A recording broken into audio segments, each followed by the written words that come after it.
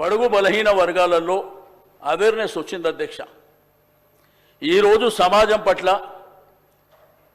వారు మా యొక్క సంఖ్య పట్ల ఈరోజు ఆర్థికంగా సామాజికంగా మేము కూడా ఎదుగుదల కావాలి. ఒకవైపున విద్యాపరంగా ఎదుగుదల కావాలి, రెండో వైపున సామాజికంగా ఎదగాలి, ఆత్మగౌరవంతో బతకాలి, రాజకీయంగా కూడా ఎదగాలి అనేటువంటి సంకల్పం కూడా ఈ మధ్యకాలంలో మీకు అందరికీ తెలుసు.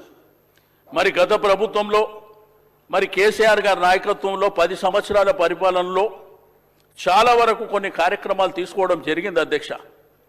ఈరోజు ఎడ్యుకేషన్ రంగంలో గురుకులాల విషయంలో కానివ్వండి, లేకపోతే గురుకులాలని ఇంటర్మీడియట్ వరకు తీసుకెళ్లడం కానివ్వండి, డిగ్రీ కాలేజీలు పెట్టడం ద్వారా కానివ్వండి, విదేశీ విద్య ద్వారా కానివ్వండి, సేమ్ టైం రైతు బంధు రైతు బీమా పొందిన దాంట్లో కూడా మెజారిటీ ఇదే జనం ఉంటారు అధ్యక్ష.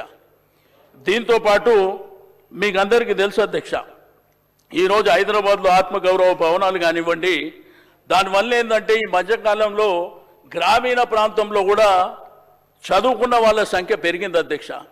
ఈరోజు సమాజంలో ఉన్నటువంటి మన సంఖ్య పెరిగింది కదా, మనకు కూడా మరి సమానమైనటువంటి వాటా కావాలి, రాజకీయంగా కూడా సమానంగా కావాలనేటువంటి సంకల్పం వస్తుంది అధ్యక్ష.